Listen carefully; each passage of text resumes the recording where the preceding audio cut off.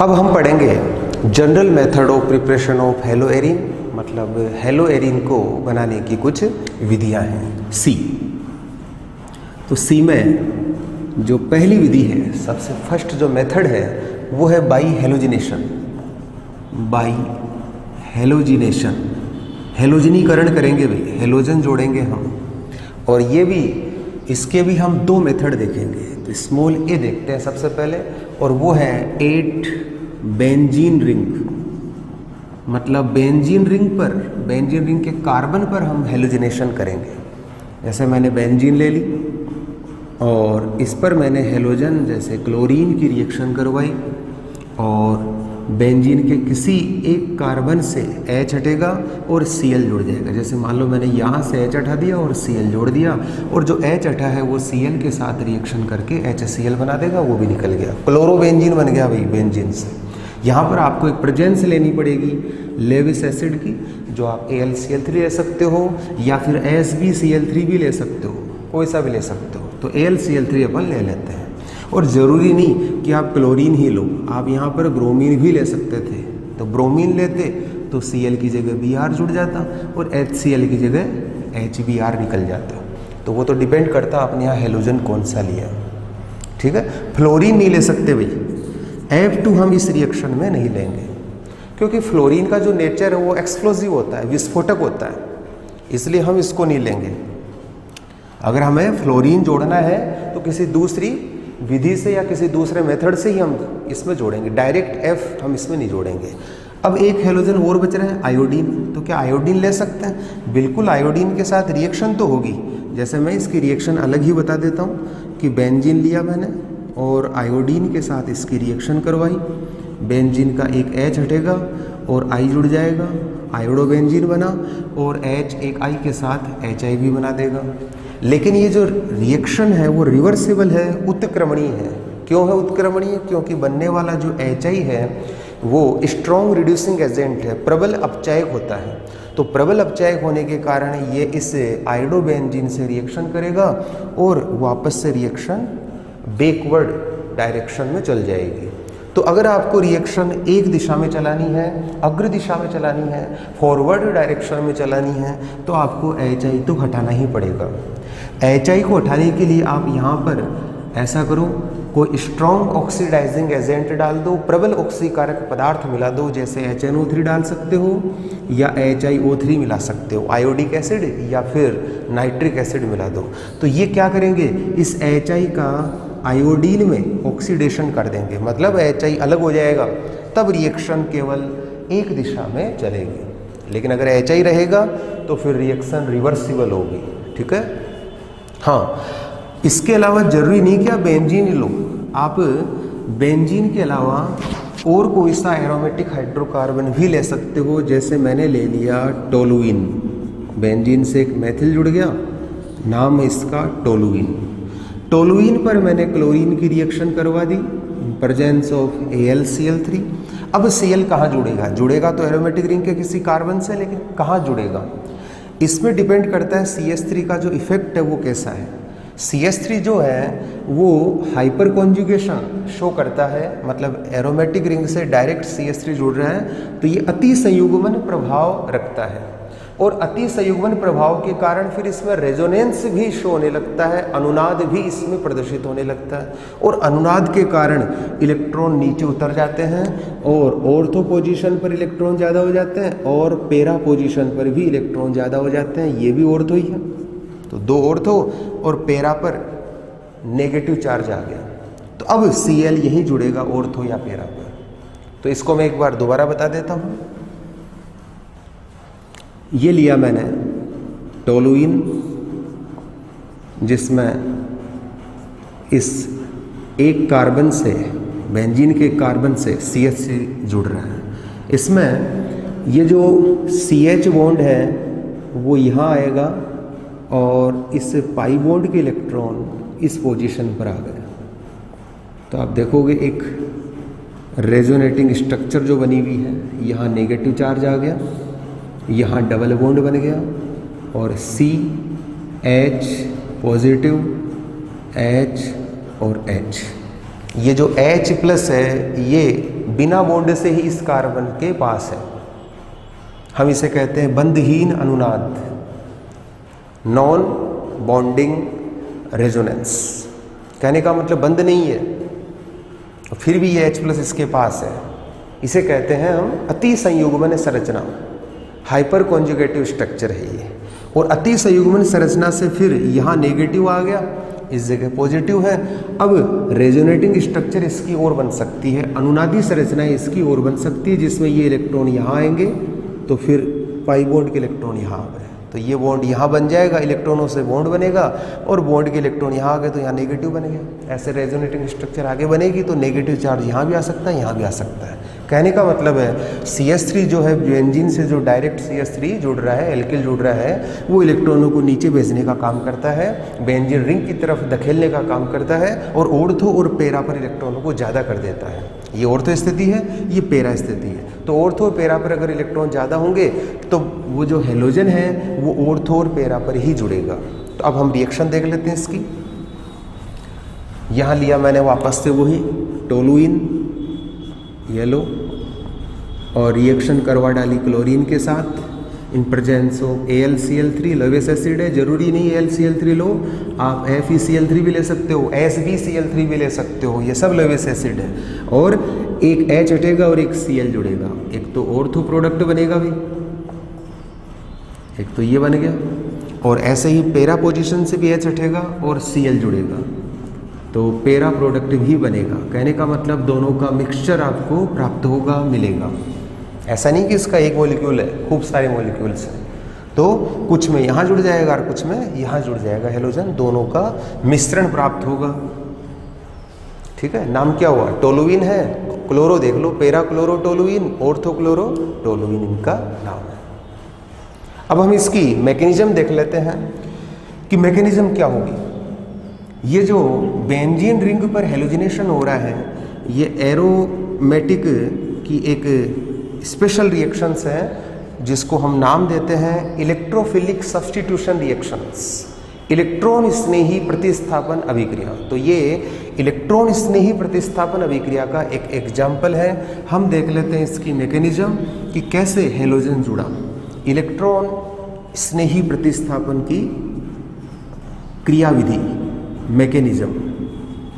First step में जो हमने हेलोजन लिया है, कोई सा भी हो चाहे वो उस लेविस एसिड से रिएक्शन करेगा, बॉन्ड टूटेगा, Cl माइनस ये AlCl3 से जुड़ जाएगा और बनेगा Cl+। इलेक्ट्रॉनों की कमी है भाई इसके पास, इसको हम इलेक्ट्रोफाइल कह देंगे Cl+ को, और नाम इसका क्लोरोनियम आयन।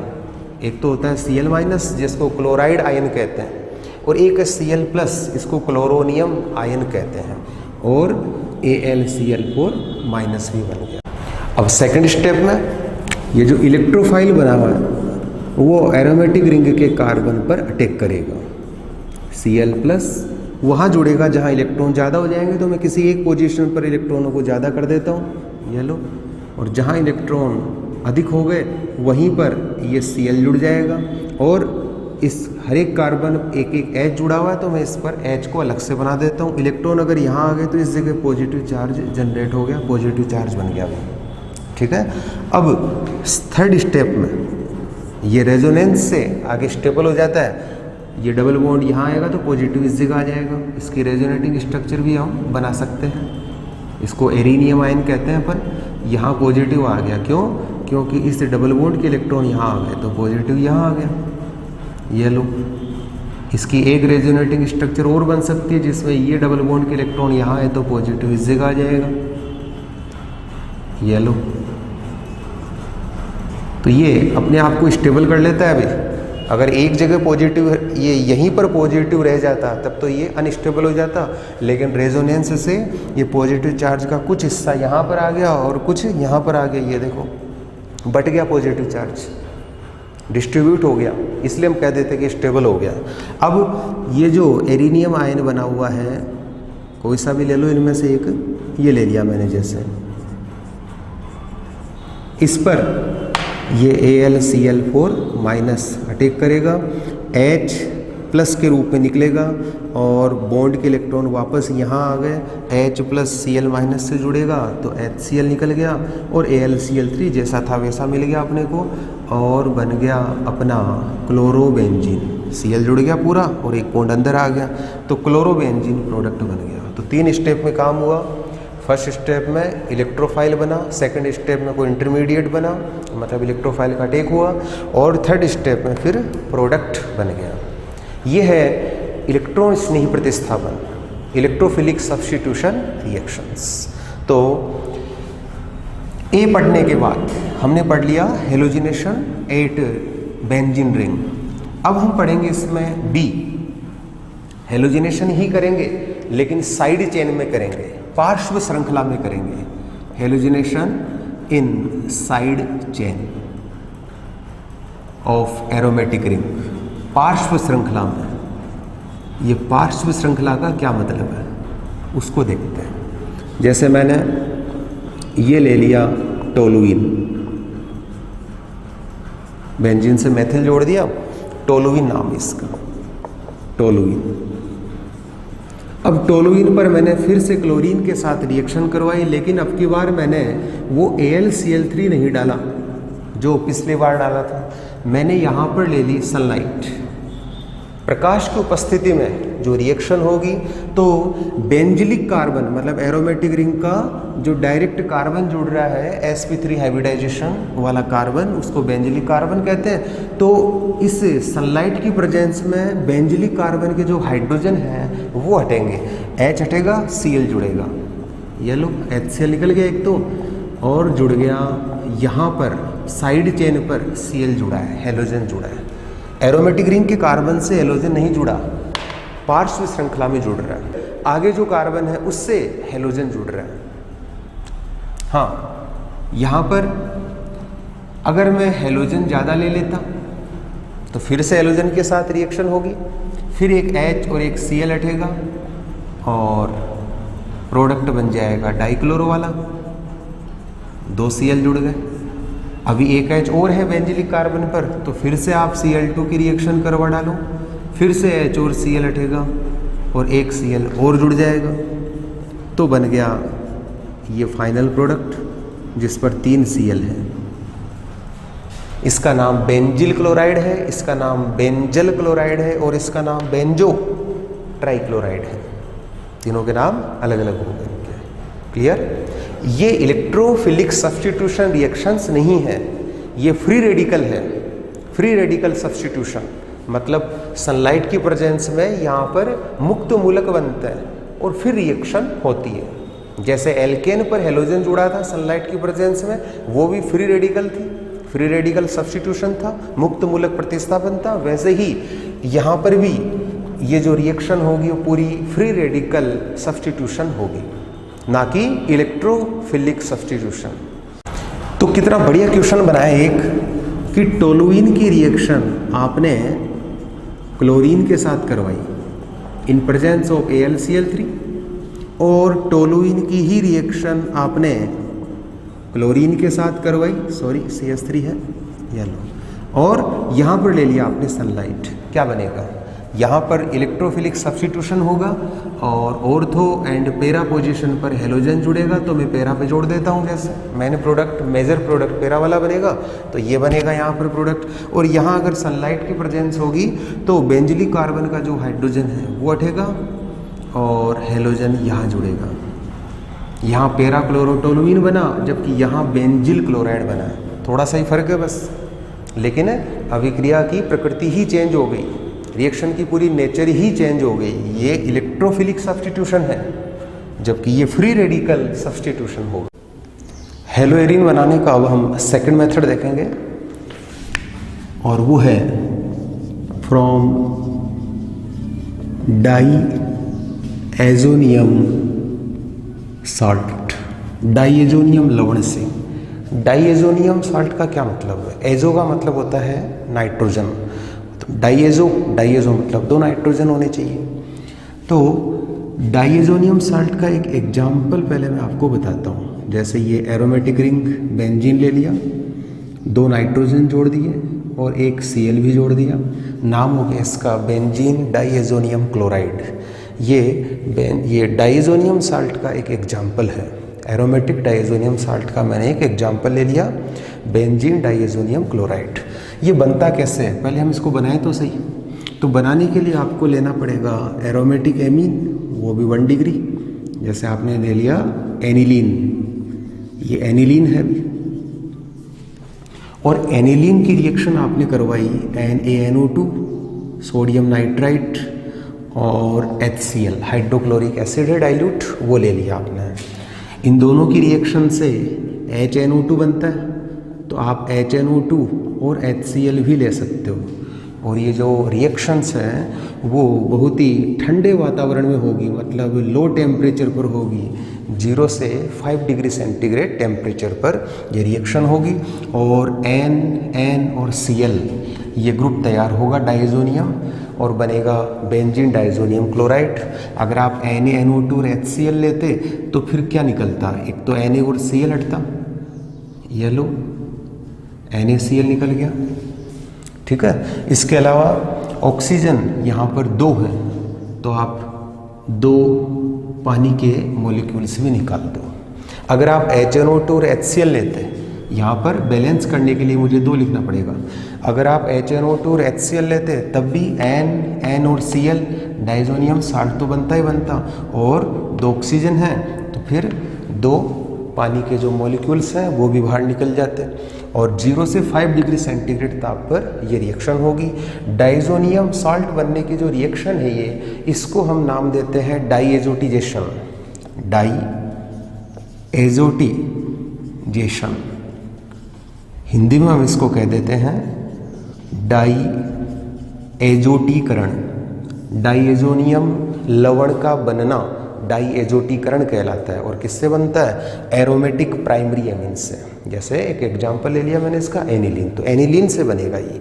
तो सबसे पहले तो मैंने एरोमेटिक डाइएजोनियम साल्ट बनाया है, मतलब बेंजीन डाइएजोनियम क्लोराइड अभी तो बनाया है। अब मैं बेंजीन डाइएजोनियम क्लोराइड से बनाऊंगा हेलोएरिन, जैसे क्लोरोबेंजीन, ब्रोमोबेंजीन और जो भी बनेंगे। तो देखते हैं केक को।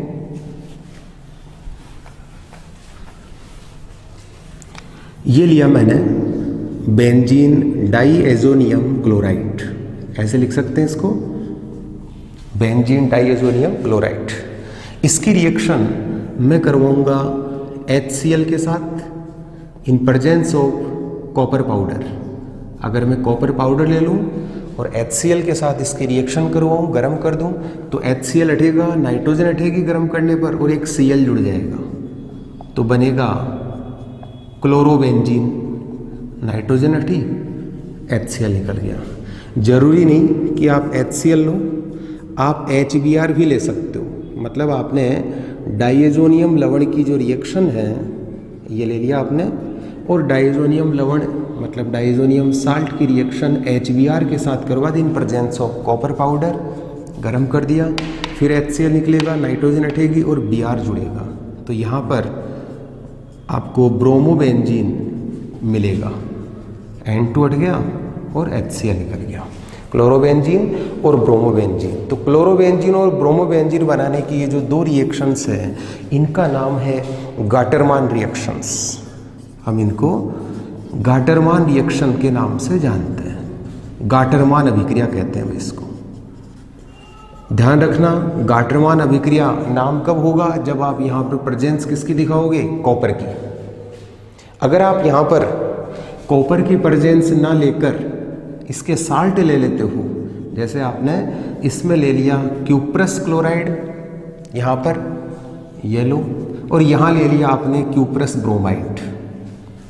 क्यूप्रस क्लोराइड और क्यूप्रस ब्रोमाइड अगर आप ले लोगे तो रिएक्शन तो बिल्कुल वही होगी, N2 हटेगा, ये CuCl हट गया और Cl जुड़ गया, बन गया क्लोरोबेंजीन। यहाँ पर आप CuCl हटा सकते हो, यहाँ पर गर्म करोगे CuCl हटेगा, नाइट्रोजन हटेगा और Br जुड़ जाएगा, तो ब्रोमोबेंजीन बन गया। और यहाँ पर ये CuCl ही है, CuCl हट गया। लेकिन रिएक्शन का नाम चेंज हो गया। अगर आप कॉपर पाउडर लेते तो रिएक्शन का नाम होता गाटरमान रिएक्शंस।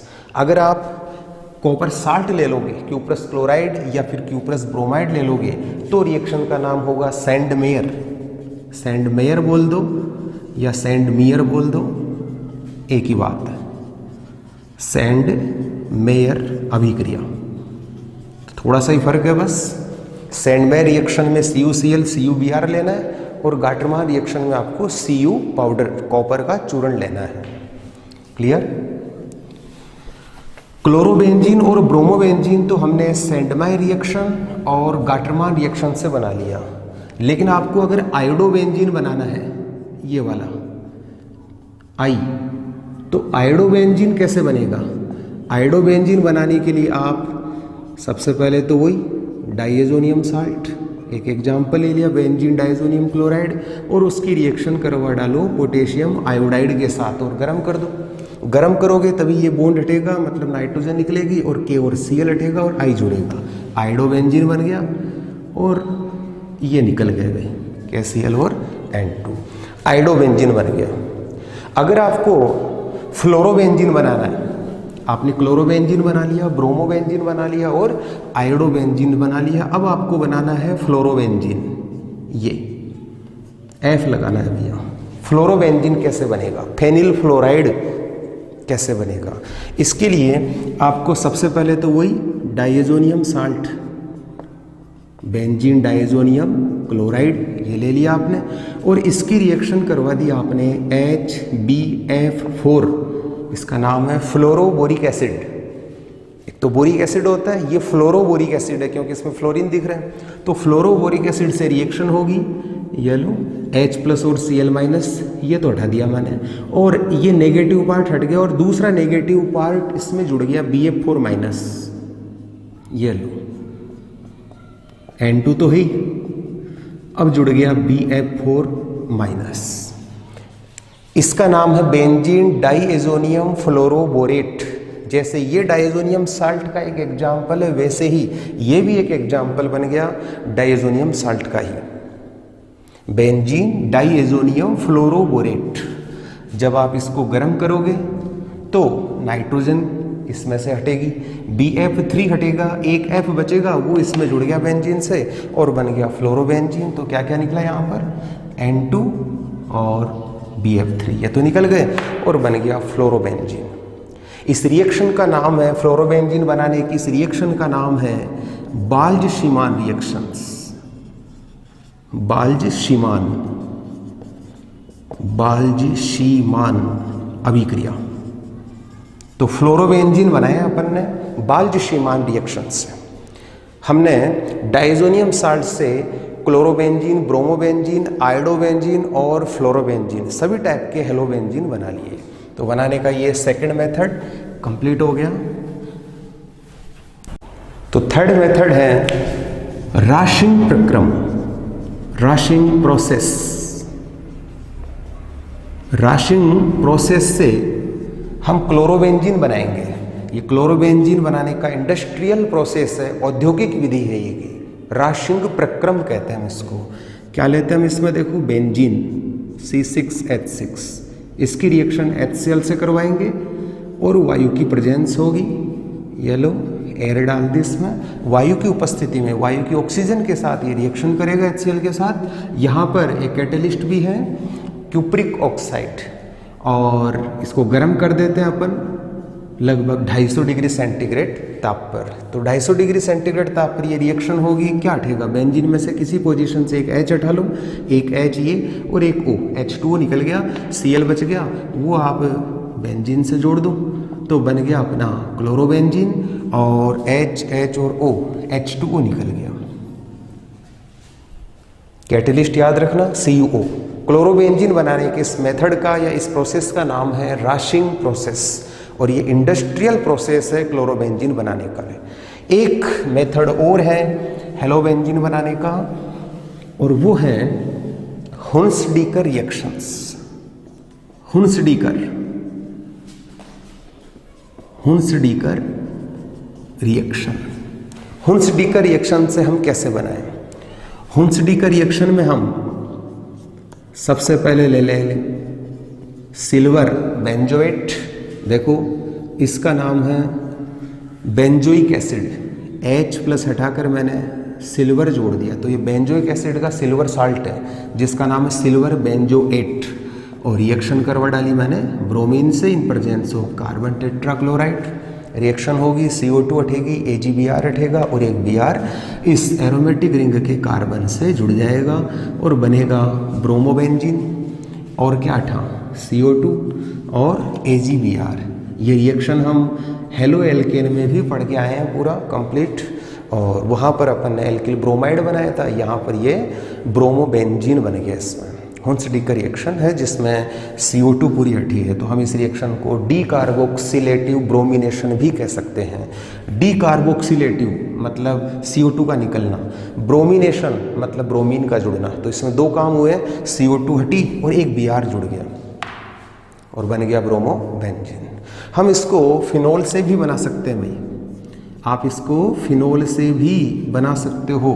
कैसे, आपने फिनोल लिया और इसकी रिएक्शन करवा डाली PCl5 के साथ, फॉस्फोरस पेंटाक्लोराइड के साथ, OH हटेगा, एक Cl जुड़ेगा। जब आप इसको गर्म करोगे तो ये लो Cl जुड़ गया और H और Cl ये हटा, अब इसका O बच गया और इसका PCl3 बच गया, तो POCl3 ये बाहर निकल गया, बन गया क्लोरोबेंजीन। लेकिन ध्यान रखना, अगर आप इस रिएक्शन में फिनोल एक्सेस ले लेते हो, ज़्यादा मात्रा में अगर आप फिनोल ले लोगे तो फिर मेन प्रोडक्ट या मेजर प्रोडक्ट कुछ और ही बनेगा, तो उसको भी हम देख लेते हैं।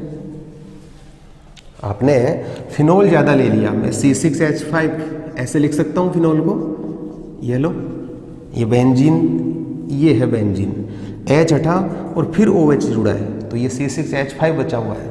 तो मैंने C6H5OH ले लिया और मैंने अभी भी कहा है कि फिनोल आपने ज़्यादा ले लिया, ये लो ज़्यादा ले लिया, और बचा हुआ जो POCl3 है वो इसके साथ फिर रिएक्शन करेगा और उससे क्या बनेगा देखते हैं। C6H5 थ्राइस 3 है, ट्राइफेनिल P, ये रहा P, ऑक्सीजन कितने हैं 3 और 1 4 हो गए टोटल, फॉस्फेट बन गया, और 3 Cl और 3 H, HCl निकल गए और बन गया ट्राइफेनिल फॉस्फेट। तो अगर आप इस रिएक्शन में फिनोल की मात्रा ज़्यादा कर लेते हो तो मेजर प्रोडक्ट बनेगा ट्राइफेनिल फॉस्फेट, और अगर आप फिनोल कम रखते हो तो क्लोरोबेंजीन तो बनना ही है। अब हम पढ़ लेते हैं फिजिकल प्रॉपर्टीज़, भौतिक गुण। तो अपने जो हेलोबेंजीन हैं मतलब हेलोएरीन हैं वो कलरलेस होते हैं, कोई कलर नहीं होता भाई इनका, रंगहीन है, वोलेटाइल है मतलब वाष्पशील हैं, स्वीट स्मेलिंग है, अच्छी गंध वाले होते हैं, मीठी गंध वाले होते हैं, और लिक्विड है, द्रव हैं सारे, पानी में थोड़ा बहुत घुल भी जाते हैं। जैसे क्लोरोबेंजीन है तो वो हाइड्रोजन बॉन्डिंग थोड़ी बना लेता है, तो हम कह देते हैं थोड़ा बहुत घुल जाता है। लेकिन जो ऑर्गेनिक सॉल्वेंट हैं जैसे कोई अल्कोहल है या कार्बन टेट्राक्लोराइड है, इनमें तो ये पूरे पूरे घुल भी जाते हैं। अगर मैं बॉइलिंग पॉइंट की बात करूं, क्वथनांक, तो क्वथनांक मोलिकुलर वेट बढ़ने के साथ साथ बढ़ता है। तो अपने पास 4 प्रकार के एलाइड हैं, एरिल फ्लोराइड है, एरिल क्लोराइड है, एरिल ब्रोमाइड है और एरिल आयोडाइड है। इनमें सबसे ज़्यादा बॉइलिंग पॉइंट किसका होगा, एरिल आयोडाइड का। क्यों? क्योंकि इन हेलोजनों की अगर बात की जाए तो उनमें एटॉमिक वेट, परमाणु भार सबसे ज़्यादा किसका है, आई का। तो इस मॉलिक्यूल का मॉलिक्यूलर वेट मतलब अणु भार भी इसका सबसे ज़्यादा होगा, तो हम कह देंगे बॉइलिंग पॉइंट इसका सबसे ज़्यादा होगा। अब मैं एक मेल्टिंग पॉइंट की ओर बात कर लेता हूँ। MP मेल्टिंग पॉइंट, गलनांक मतलब किसी सॉलिड को अगर अपन गर्म करें और वो पिघले तो वो टेम्परेचर कहलाता है गलनांक। मैं यहाँ पर 3 टाइप के ये डाई हेलो बेंजीन ले रहा हूँ, जिनमें मैंने एक ले लिया ऑर्थो डाइक्लोरोबेंजीन, एक मैंने ले लिया यहाँ पर मेटा डाइक्लोरोबेंजीन और एक मैंने ले लिया पेरा डाइक्लोरोबेंजीन। ये ऑर्थो पोजीशन पर है, ये मेटा पोजीशन पर है और ये पेरा पोजीशन पर है भाई, तो नाम हो गया इसका पेरा डाइक्लोरोबेंजीन। हम इनको 1,2 डाइक्लोरोबेंजीन, 1,3 डाइक्लोरोबेंजीन और 1,4 डाइक्लोरोबेंजीन भी कह सकते हैं। इनमें सबसे ज़्यादा मेल्टिंग पॉइंट किसका होगा, ये जो पेरा डाइक्लोरोबेंजीन है इसका गलनांक, इसका मेल्टिंग पॉइंट इन दोनों से ज़्यादा होगा। कारण क्या है, इसकी स्ट्रक्चर सिमेट्रिक है भाई, सममित संरचना है, तो इसका जो पूरा क्रिस्टल लेटिस बनेगा, जो क्रिस्टल जालक बनेगा, उसमें इस टाइप के जो मॉलिक्यूल्स हैं वो बिल्कुल फिट हो जाते हैं एक के ऊपर एक, और उनको जब ज़्यादा गर्म किया जाता है तभी वो पिघलते हैं। तो सममित संरचना के कारण आंसर क्या गया? सममित संरचना, सिमेट्रिक स्ट्रक्चर है भाई पैरा डाइक्लोरोबेंजीन के, इसलिए हम कह देते हैं कि इसका मेल्टिंग पॉइंट मतलब इसका गलनांक ज़्यादा होता है ऑर्थो डाइक्लोरो और मेटा डाइक्लोरो की तुलना में।